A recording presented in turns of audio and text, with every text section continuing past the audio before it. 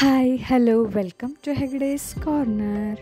ವಿಷಯ ಏನಪ್ಪ ಅಂದರೆ ನಾನಿವತ್ತು ನಿಮ್ಮ ಜೊತೆ ಒಂದು ಡಿಫ್ರೆಂಟ್ ಆಗಿರೋ ರೆಸಿಪಿನ ಶೇರ್ ಮಾಡ್ಕೊಳ್ಳೋಣ ಅಂತ ಅಂದ್ಕೊಂಡೆ. ಅದೇನಂದರೆ ಕಲ್ಲಂಗಡಿ ಸಿಪ್ಪೆ ವಡಪೆ.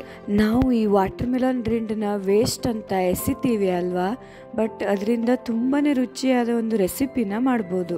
ಈ ರಿಂಡ್ನ ಯೂಸ್ ಮಾಡಿ ದೋಸೆ ಕೂಡ ಮಾಡ್ತಾರೆ. ಆದ್ರೆ ನಾನಿವತ್ತು ಈ ವಡಪೆನ ಹೇಗ್ ಮಾಡೋದು ಅಂತ ತೋರಿಸ್ತೀನಿ. ಬನ್ನಿ ಹಾಗಿದ್ರೆ ಈ ಸಿಂಪಲ್ ಹಾಗೂ ಹೆಲ್ದಿ ಬ್ರೇಕ್ಫಾಸ್ಟ್ ರೆಸಿಪಿನ ಹೇಗ್ ಮಾಡೋದು ಅಂತ ನೋಡೋಣ.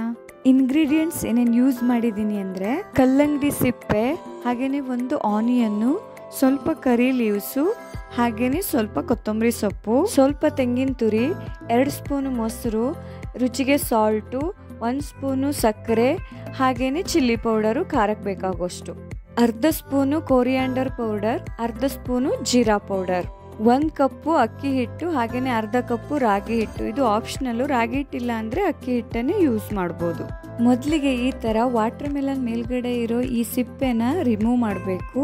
ಈ ಥರ ಸ್ಕಿನ್ ಎಲ್ಲ ರಿಮೂವ್ ಆದಮೇಲೆ ಒಂದು ಗ್ರೇಟರಿಂದ ತುರಿಬೇಕು.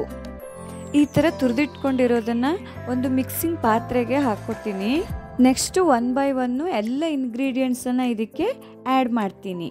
ಫಸ್ಟು ಆನಿಯನ್, ಆಮೇಲೆ ಕರಿಬೇವು, ಹಾಗೇನೆ ಕೊತ್ತಂಬರಿ ಸೊಪ್ಪನ್ನು ಹಾಕ್ತೀನಿ. ತೆಂಗಿನ ತುರಿನ ಹಾಕ್ತಾ ಇದ್ದೀನಿ. ಮೊಸರು 2 ಸ್ಪೂನ್ ಹಾಕ್ತೀನಿ. ರುಚಿಗೆ ತಕ್ಕಷ್ಟು ಉಪ್ಪು, 1 ಸ್ಪೂನು ಸಕ್ಕರೆ, ಆಮೇಲೆ ಖಾರಕ್ಕೆ ಚಿಲ್ಲಿ ಪೌಡರ್, ಆಮೇಲೆ ಜೀರಾ ಪೌಡರ್ ಮತ್ತು ಕೊರಿಯಾಂಡರ್ ಪೌಡರ್ ಕೂಡ ಹಾಕಿದ್ದೀನಿ. 1 ಕಪ್ಪು ರೈಸ್ ಫ್ಲೋರು, ಅರ್ಧ ಕಪ್ಪು ರಾಗಿ ಹಿಟ್ಟು. ಇವಾಗ ಎಲ್ಲನೂ ಚೆನ್ನಾಗಿ ಮಿಕ್ಸ್ ಮಾಡ್ಕೋಬೇಕು.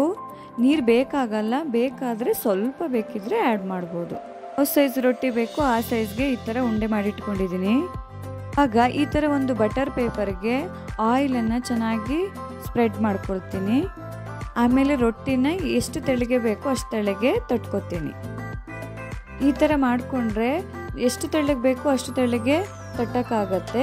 ಇಲ್ಲ ದಪ್ಪನೇ ಬೇಕು ಅಂದರೆ ಹಾಗೆ ಕೂಡ ಮಾಡ್ಬೋದು. ಈ ಥರ ಸ್ವಲ್ಪ ಆಯಿಲನ್ನು ಹಾಕಿಬಿಟ್ಟು ಕಾದಿರೋ ಬಂಡಿಗೆ ಹಾಕ್ತೀನಿ. ಸ್ವಲ್ಪ ಕೇರ್ಫುಲ್ಲಾಗಿ ರಿಮೂವ್ ಮಾಡಬೇಕು, ಇಲ್ಲಾಂದರೆ ಹರಿದೋಗುತ್ತೆ. ಇಲ್ಲಿಂದ ಸ್ವಲ್ಪ ಬೇಕಿದ್ರೆ ಎಣ್ಣೆನೋ ತುಪ್ಪನೋ ಹಾಕ್ಬೋದು.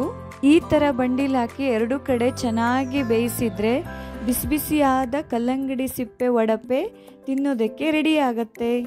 ಇದನ್ನು ಕೊಕೊನಟ್ ಚಟ್ನಿ ಜೊತೆ ಸರ್ವ್ ಮಾಡಿದ್ರೆ ಆಹಾ ತುಂಬ ರುಚಿಯಾಗಿರುತ್ತೆ. ನೋಡಿ ಎಷ್ಟು ಸ್ಮೂತಾಗಿ ಬಂದಿದೆ ಅಂತ. ತಿನ್ನೋದಕ್ಕೂ ಕೂಡ ಅಷ್ಟೇ ಟೇಸ್ಟಿಯಾಗಿ ಇದೆ, ಹಾಗೆ ಹೆಲ್ದಿನೂ ಕೂಡ ಹೌದು. ನೀವು ಕೂಡ ಒಮ್ಮೆ ಟ್ರೈ ಮಾಡಿ ಈ ಥರ ಕಲ್ಲಂಗಡಿ ಸಿಪ್ಪೆ ವಡಪೆನ. ಹಾಗೆ ಟೇಸ್ಟ್ ಹೇಗಿತ್ತು ಅಂತ ತಿಳಿಸಿ. Thank you for watching the video. Okay bye, ಮತ್ತೆ ಬರ್ತೀನಿ ಇನ್ನೊಂದು ರೆಸಿಪಿ ಜೊತೆ.